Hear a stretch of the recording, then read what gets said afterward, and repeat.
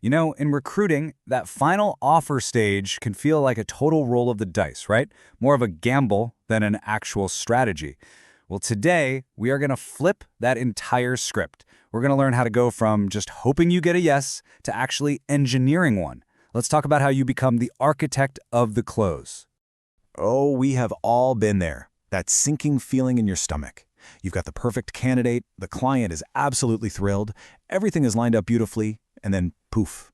At the very last second, it all just falls apart.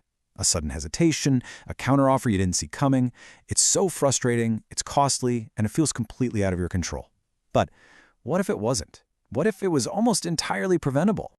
This right here, this is the core idea of everything we're going to talk about. The single biggest mistake we make is getting swept up in the excitement of a potential yes. See, that excitement makes us rush, and rushing means we lose all control of the situation. The answer isn't more hype, it's a solid, repeatable process. Structure is what protects the deal. So let's really dig into how that excitement can literally destroy a deal. I mean, think about it. The client gives you the green light. We're making an offer. What's your very first instinct? You grab the phone, you dial the candidate, you want to share that amazing news, right? But that instinct, that rush of adrenaline, that is exactly where the risk begins. This really puts it all into perspective, doesn't it?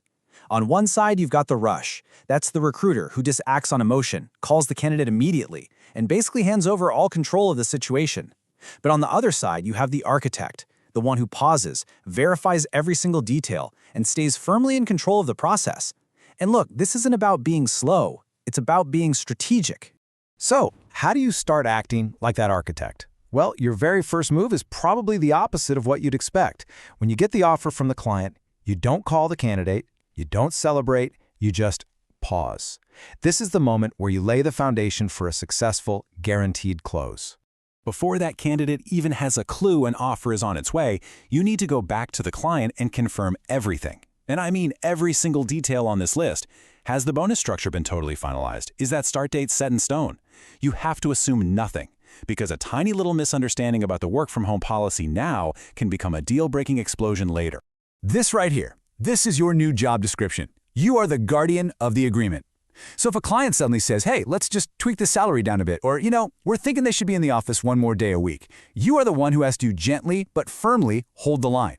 You can say something like, look, we've been aligned on these exact terms throughout the entire process. Any change right now introduces a huge risk of losing this candidate. You have to protect the deal that you've built. Okay, now for what is, in my opinion, the most critical piece of this entire puzzle, the pre-close call. This one conversation is where you take total control of the outcome before the offer is even officially on the table. So, what the heck is a pre-close call? Well, it's a strategic call you make before the official offer goes out. Its only purpose is to get the candidate's absolute 100% commitment based on a hypothetical offer. The psychology here is so powerful. You haven't actually given them the good news yet. You're still holding all the cards, and you're asking them to commit first. Now, this requires a huge mindset shift. On this call, you are not a messenger of good news. Not yet. You are a consultant, simply verifying the final details of a potential agreement. The entire goal is to get their solid yes before anything becomes real and official. And here's the kind of language you're going to use. The key is to be calm, cool, and professional, not celebratory. You say something like, hey, just wanted to let you know it's looking very positive and we might have some good news for you soon. See? This lets you manage their expectations while you walk them through every single detail you just confirmed with the client. And then, this is the moment of truth. After you reconfirm every single term, you ask this direct question. You're looking for a clear, confident, immediate yes. Any hesitation, any, I think so, or I need to think about it, that is a giant flashing red flag. If you don't get that solid yes, the process stops right there until you figure out what their concern is. Okay, so you've got that rock-solid yes from the pre-close call. Only now are you actually ready to make the official offer. And at this point, it's not a negotiation anymore. It's a formality. It's a celebration. You've already done all the hard work, and you've locked in their commitment. The execution is a simple three-step process. Step 1, the good news call. Now you can bring all that energy. Step 2, immediately follow up with a confirmation email that has every single term laid out in black and white. And step 3, which is totally non-negotiable, you require them to reply in writing, confirming their acceptance. So why is that written reply so crucial? Because it's one last final commitment test. A genuinely excited and committed candidate is going to reply pretty quickly, but someone who stalls or makes excuses or just goes quiet, that's your final red flag. Their response time tells you everything you need to know. Okay, so you have verbal confirmation, you have written confirmation, we're done, right? Not quite.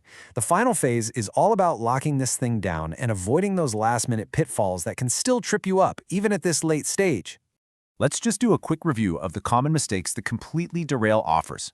Notice the theme here: offering immediately, getting swept up in emotion, ignoring that tiny hesitation in the pre-close. These are all symptoms of that rush mentality.